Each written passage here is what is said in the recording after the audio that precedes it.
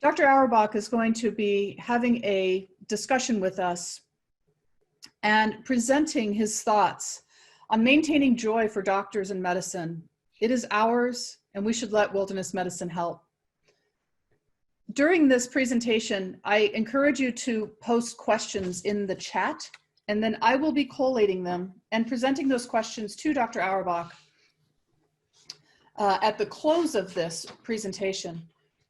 We will have more time for questions at the end, and so I do encourage people to do so. If I don't actually get to your question, I do apologize. I'm going to do the best I can. Paul? Thank you. That was very nice, and good morning to everybody.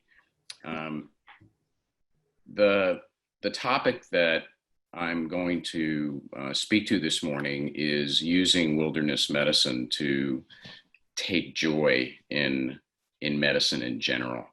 And I want to thank you for letting me meet with you about this topic, because it's especially near and dear to me now that we're coming together at the same time that we're sheltering from one another. I was originally going to speak to you about the intersection of wilderness medicine and disaster medicine, but you were granted a reprieve when I asked to switch topics. That happened because a little more than a month ago, I had a large glioblastoma removed from my right frontal lobe, which, based on my behavior, my daughter thinks might have been there for 60 years. And I'm going to take the opportunity now to speak to you about this, because I need to take it one opportunity at a time. And this meeting seems like the right time to try and round the bases, even if I don't hit the ball out of the park. I'm sure that many people attending this session are old friends, and I hope that they'll join new WMS members in chiming in, so we can use this opening session to set a tone of appreciation, enthusiasm, and inspiration for everybody. You all know what wilderness medicine is from medical and scientific perspectives. In many of the sessions at this meeting, you're going to learn facts, techniques, and opinions that will make you people of action. I want to do something slightly different. I want to give you a framework upon which you can, if you choose, structure a life. You all know what wilderness medicine is from a medical and scientific perspective. In many of the sessions at this meeting, and in all of our meetings, you learn a lot of facts, techniques, and opinions that make you people of action. I'm wanting to do something different. I'm wanting to try and provide a framework upon which you can, if you choose, structure a lifelong learning process that enriches you, the people that you serve, and the specialty that brought you to this meeting. I get a lot of credit for wilderness medicine, but that's not fair. I'm just the tip of the iceberg. There are too many people to mention who have done and are doing spectacular things, whether or not they're in the limelight. If any of the following names aren't familiar to you, please take some time and learn about these folks. Brownie Shaney, Ed Geer, Ken Kaiser, Peter Hackett, Howard Backer, Jeff Tabin, Gord Giesbrecht, Mel Otten, and Lou Ann Freer. There are many, many others, and many of them are on this call. The modern history of wilderness medicine and the history of the WMS are populated with people of science, integrity, innovation, and most important, bravery, compassion, and fun. When I look back at my career and why I became a doctor, it was the last three that were most important at the beginning, and they're the most important at the end. But given the current shifts to corporatizing medicine, measuring everything through the lens of customer satisfaction, and the pressure upon doctors above and beyond everything to be productive and profitable, we face computer screens and electronic medical records when we should be facing patients. We cut visits short so that our average time to see a patient continues to drop. And too often we come home at the end of the day saddened by spiritual fatigue. How can we take back what is rightfully ours? How can we once again become fascinated and happy? I think wilderness medicine can really help. What do we need? We need happiness measured in hugs, handshakes, and smiles. If you can reach that far, pat yourself on the back. A sense of newness and wonder. If the medicine in wilderness medicine doesn't do it for you, then surely the wilderness can. We need a learning environment. I know a lot of wilderness medicine, but I'm always learning. Discovery. A great day for me is not my Press Ganey score. It's when I figured out something or spotted the finding that got by everybody else. Companions and friends, mates, respect, love. Wilderness medicine is about teams, socializing, rescues, recreation, and creating safety. Days in the wilderness, or at the very least outside. Climb, dive, ski, trek, bike, kayak, explore. And take the time to savor at least one thing every day. Use 30 seconds to simply soak it in. Study the WMS and think about how you might contribute. Think big, but don't hesitate to start small. Become a learner, a teacher, an instructor, a coach, a project participant, a committee member. At the next in-person meeting, round up a bunch of folks with similar interests and go for a hike or gather for a meal. When we first began the WMS, we filled the big gap. Now we're filling other gaps. I think we can be more bold on certain issues. In the beginning, we avoided advocacy, politics, taking sides, and anything that could be construed as overstepping our expertise. It was strictly about the medicine. I think we've matured past that. There are global concerns about our environment and human rights for which we must be informed and develop opinions. The WMS should not be afraid to take a stand on matters that concern our members and that will have direct impact upon the future and well-being of wilderness medicine and wilderness medicine. We can tolerate differences of opinion within our ranks without acrimony. So what next? Abe Lincoln said, "I am a slow walker, but I never walk back."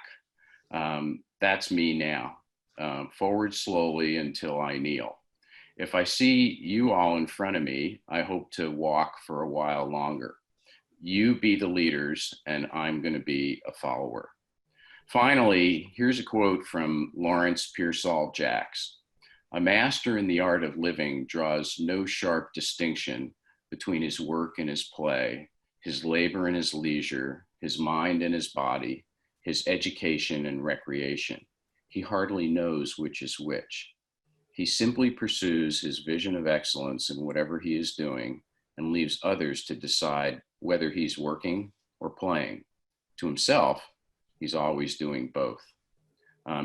So thank you for letting me lead off with these comments. I hope that they're useful to some folks. And I think for the rest of the session, I'd like to respond to any questions or comments. And I think you should feel free to have a dialogue amongst yourselves as well, because that's what this meeting is all about.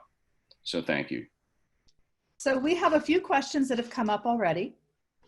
One of the first ones that I think is quite pertinent is, what kind of advice might you have given yourself 5 to 10 years ago? Can you just repeat that for me a little bit? What advice might you have given yourself 5 to 10 years ago?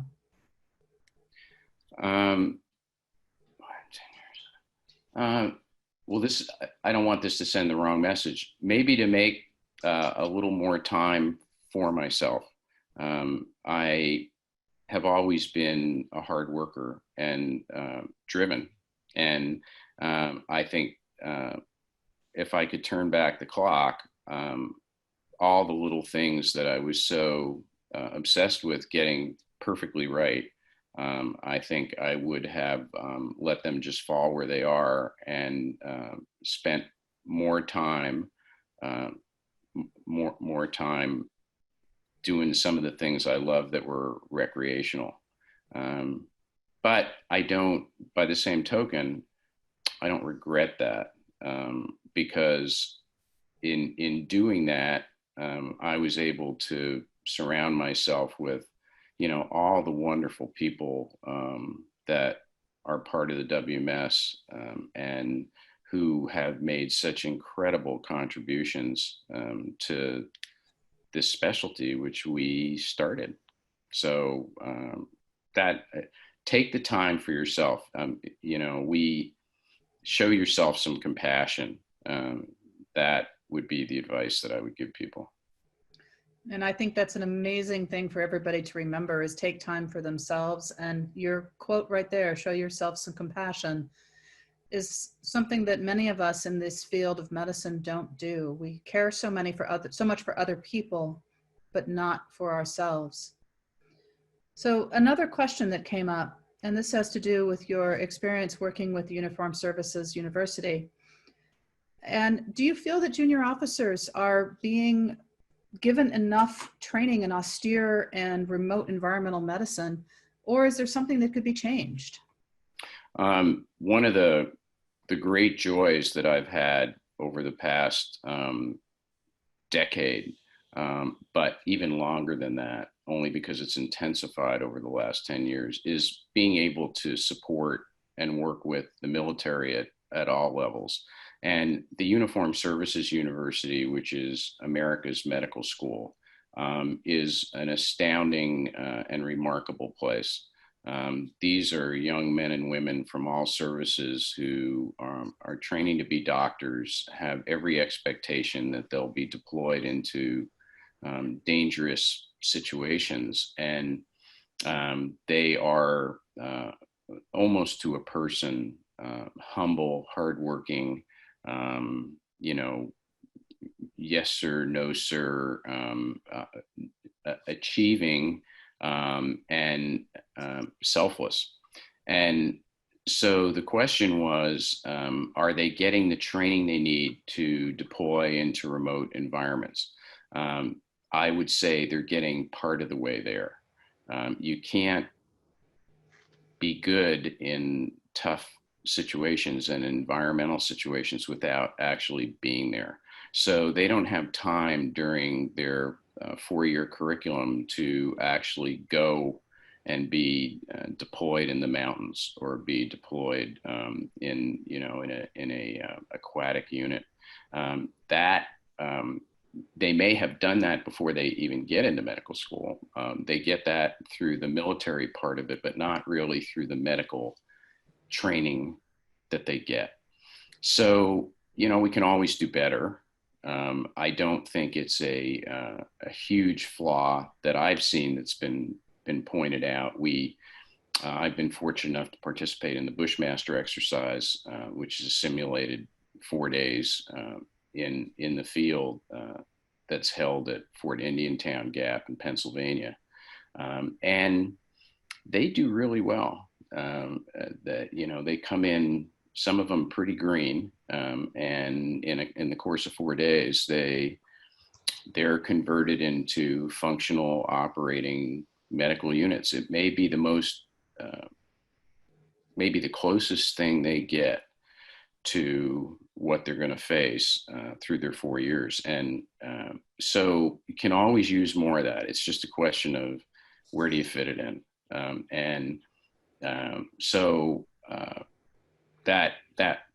I think they do a whole lot better than we do in regular medical school. So, in a standard non-military medical school environment, I think the students crave practical experiences, and they love to go on site where they can attempt to be providers. And, I think the more rugged we can make those experiences and more realistic they are, the better prepared they're going to be for whatever assignments they take on in the future. I hope that answers the question. If it doesn't, let me know and I'll try again. I think that it was excellent. So a very pertinent question given these times is, what advice or thoughts do you have for maintaining perspective during these times of transition, both professional and personal, and when the unknown is the only known? Yeah, it's a tough time for everybody. The virus situation has turned everything upside down, and I think the biggest thing it's done is, in some ways, it's pulled us together, but in many ways, it's pulled us apart. And there is a lot that's not known, and so we're guilty, I guess, of moving from knowledge-based estimations of what might be good for the general population and individuals to panic-based decisions. And over time, we'll learn what was right and what was wrong. And I think, uncertainty is part of life. I mean, I'm becoming a case study, and you step back, you figure out what you think you have, and you deal with it. And I think now we don't know what the new quote unquote normal is going to be. Everybody hears the word normal, and so they assume that we're going to go back to doing things precisely the way we did them before. And while that would be terrific for many of those things, it might not be the best thing to do, and might not have been the best thing to do before the pandemic. So I think this is a great time, when you've pulled back and you have the opportunity to ease into whatever is coming next. This is a great opportunity to look at, the best possible ways to emerge from this particular sheltering in place and hunkering down. And we should look at every environmental issue that we've put on hold and decide, where do we want to be? How do we emerge and point ourselves towards the right direction, whatever that is? And there'll be plenty of discussion about what that is. To the extent that the general population can depoliticize all these issues, because the politicians aren't going to depoliticize them, we should get our best minds together and say, this seems to be right, this seems to be wrong, and this is what we don't know, and let's see if we can figure out what to do. So I'm embracing the uncertainty as an opportunity to try and come forward with rational ways to do things. And whether that be what's safe for mass gatherings, how many people can you put in a football stadium and, not wipe out the community? What are the things that we should be weighing in on? But I'd urge us to do that first for the things that are important to wilderness medicine, if this is going to be a challenge for the Wilderness Medical Society. And I would consider us to have a broader platform than just how do we want to care for people medically in those environments? Is there anything different about what we're going to do, and adapt to the reality of what we have? The ski patrol is doing that already, and so we communicate frequently about what's the best way to. If the end goal is to get people back up on skis and let them enjoy the outdoors, I'm just praying that I can, stand up on some skis sometime this winter. I don't care if I go a distance of 20 yards on a flat surface. I just want to be on them and get out there. We should look at those things and try and help people that are trying to make good decisions and wade into those uncertainties and try and provide some, expert guidance and some certainty. It leads very well into the next question that came up, and a concern about wilderness medicine electives for PA, nurse, physician education. And I'm going to take this outside the scenario of COVID. And what's your feeling on having real patient contacts, if possible, beyond just the didactic and scenario curriculum? And are they necessary for an elective to be considered valid? Or the construction of scenarios, does that help to keep this valid? I think we have a lot that we need to look at going forward with medical education and this new environment of distancing ourselves from patients. I'm seeing a lot of young house officers and medical students getting very good at interviewing iPads. I get it. I mean, I understand, that everybody's trying to figure out how to keep people from getting sick, but there's a loss of education in that process. All of us, and I would say all of us on this call, have had an expectation and an experience of physically examining patients, understanding, what it means to touch a hot belly or make diagnoses by pulling down somebody's lower eyelid and looking at their conjunctiva, and all the things that we do to make the interaction teach us how to get to diagnoses and be able to help patients. So let's assume that we have to diminish some of that for reasons of personal hygiene and not catching a communicable disease. That may be the right thing to do. I don't know for that particular purpose, but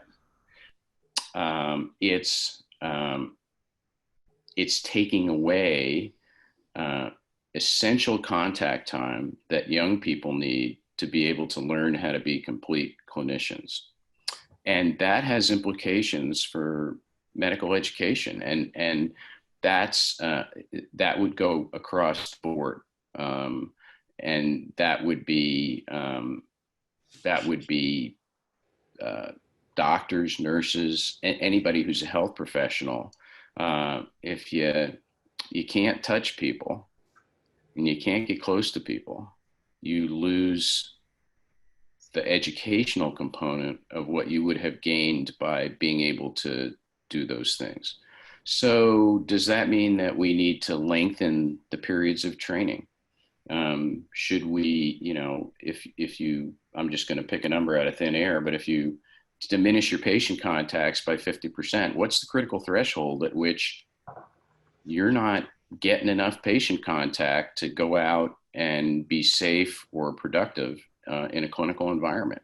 Does that mean that you need to double the length of your residency? I mean, I'm sure my chat box is probably going to blow up here in a second, but we have to look at some of the quantitative things, not make quick decisions, but just start accumulating the evidence, because we might not have to make broad brush changes. We might be able to say, well, these are the specific types of patients that you've been denied access to. And so we've got to figure out a way for you to get that access in whatever are perceived to be adequately safe environments. So there's a lot of stuff that goes into whatever it is, whatever we settle on as our, I'm not calling it our new normal. I'm calling it our new, or equilibrium for the moment, till we change what we have to do next. And for wilderness medicine, I think we should take that under consideration. We, for a period of time, may be doing some virtual activities that previously would have been in person, and they could be purely virtual. They could be hybrids, those are decisions that I'm sure will be made with a lot of thought and consideration. We should look at what we're sacrificing and how can people substitute for that one-on-one direct, let me hold your hands and guide you through tying this knot. Let me show you how to make that stretcher. Let me, have you listen to a simulation of somebody's heart sounds when they have high altitude pulmonary edema. So it'll all work out. We're just, and, for those of you on the call who are trying to think of, how do I get involved in the Wilderness Medical Society and the specialty, these are great opportunities to increase our knowledge. And so, be thinking about it. You don't have to be at an academic medical center to do this. You just have to be outside. Paul, so there's a question that was posted by one of our members that it's multiple parts, and it actually sums up multiple other questions that were placed. So I'm going to give this to you in its entirety and then break it up if you'd like me to. So can you speak to how wilderness medicine or simply spending time in the wild has given you resiliency, both professionally and personally? I know that physician burnout and mental health is a major concern, especially in light of the crisis of COVID and the trauma that has caused so many. How would you advise other physicians and medical professionals to seek support and joy together in the outdoors, wilderness, alongside training and education? And is there a way to make this wild joy more accessible and encouraged in our communities?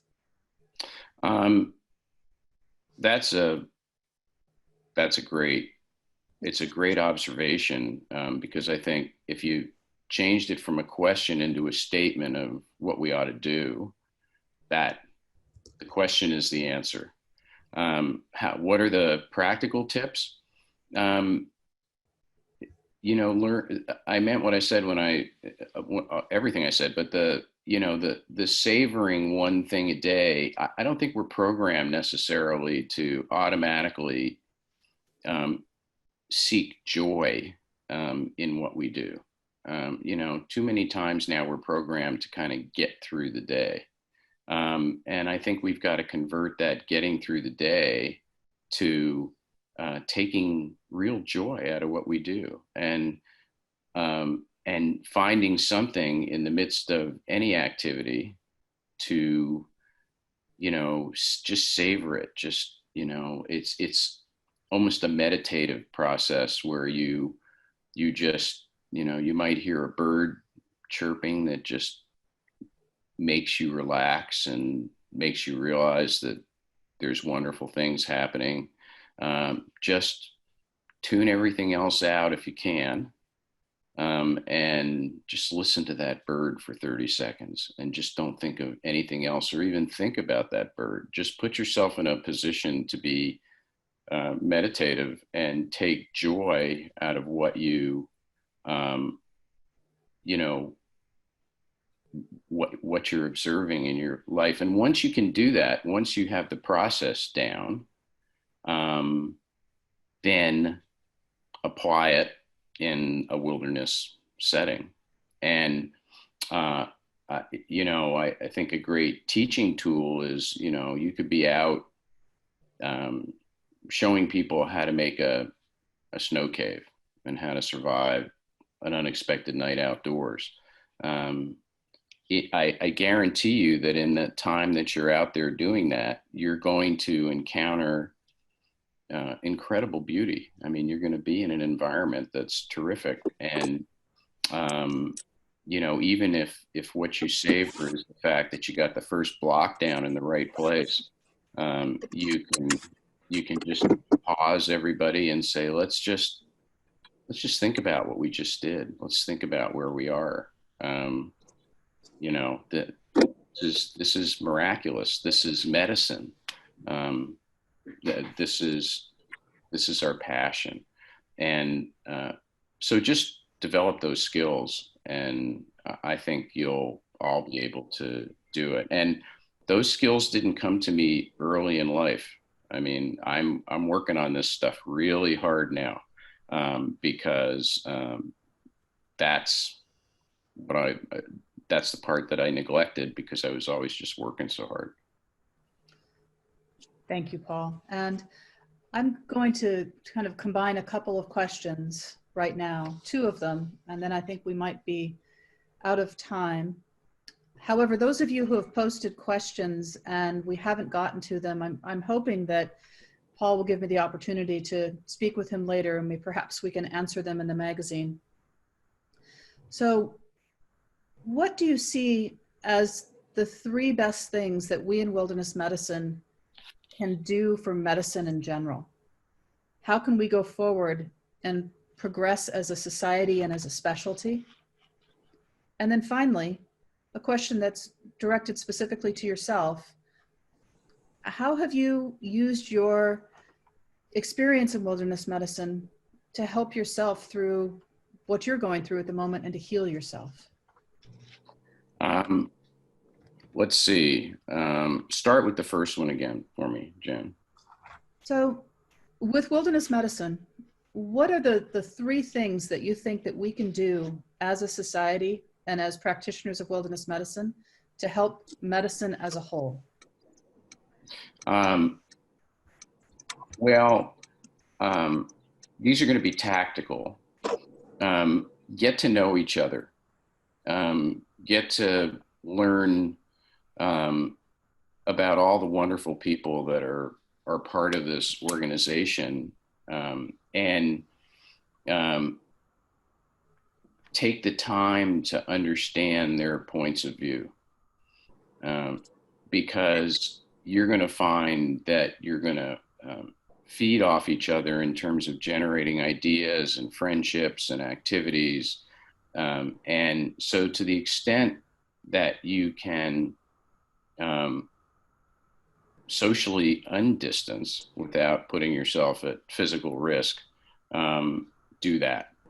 And I think this meeting's a great opportunity to try and spot some folks and say, hey, let's talk when this meeting's over. I live near you, let's just go have lunch and get outside and brainstorm about life in general.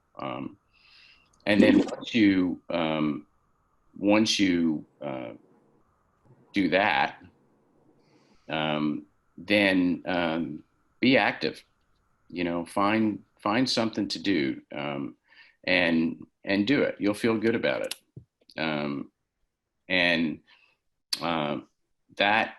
That's what's going to keep wilderness medicine going. And what I tell people, if you just can't think of anything else to do, go teach, and find a community group that would like to have some expertise. It can be a scouting group, it can be a Rotary Club, it can be any organization in your community that can be better prepared to do the fun things in life. So, don't scare them away, but say, winter's coming, you're all going to be driving up to the Sierras and slipping and sliding, and you might get stuck in a little avalanche and be in your car. Here's what you do. And just get out and teach. And I think what you'll find is that you'll be in great demand. The floodgates will open because it's interesting stuff, and people gravitate to people that know what they're talking about. All right, number 2, Jan. Have you been able to use your experience in the wilderness and wilderness medicine to help yourself through your own personal medical challenges right now? Well, I'm just learning, so I'm 5 weeks into this right now. It wasn't expected, and so I'm just learning to deal with it. And I'm truly I'm concerned about my family and my friends and the things that I want to get done. So I would say that it's not so much that it's taught me survival techniques, because they're not directly applicable to my situation. Um, you know, if I could get an extra week of life for every fish hook I've taken out of myself, then I would say that that would have been a direct benefit. But you know, it's really just the fact that I have this anchor, and I don't mean a bad anchor. I mean one that I can tie off to and float around the buoy and stay in the water. It's this bond to my friends in wilderness medicine and to the whole concept of doing what we're talking about. That's going to sustain me through some of the tough times. And I mean, just to give you an example, you know, I'd still be in bed right now if it wasn't for the fact that I was here talking to you guys. I mean, it's just so, how good is that, right? I mean, you know, I have something to live for. I mean, of course I have my family and of course I have my friends and, but from a professional side, I meant what I said, you know, I have you guys. And so to the extent that I can maintain some normal semblance of daily activities, that's what I intend to do, you know, until the time that I say, you know, you guys got it. And you're pretty close. So that, that's how I'd answer that. Paul, thank you so much for taking your morning and sharing this with us and sharing your experiences. I appreciate you for opening the conference and for helping all of us along our own pathway right now. I am going to turn this over to Renita, and she will talk to us about the break and the breakout rooms that we're going to have. And everybody keep your thoughts going to Paul, and I'll copy the chats. So, Yeah. And just anybody that needs my help on anything, you have an idea you want to talk about, you think I can get you to somebody that can help you. Um, I'm delighted to be able to try and help. And if I can't keep up with you, then you know you can cut me loose. But I want to help. I've always wanted to help, and so I don't anticipate changing that in any way, shape, or form. And find ways that you can help because I can. You know, I think you guys are all like me a little bit, and at least. And when you come to this juncture in life and you have to face these sorts of decisions, it'll be looking back on the people that you helped and who appreciated what you were able to do for them. That's it's going to give you some peace.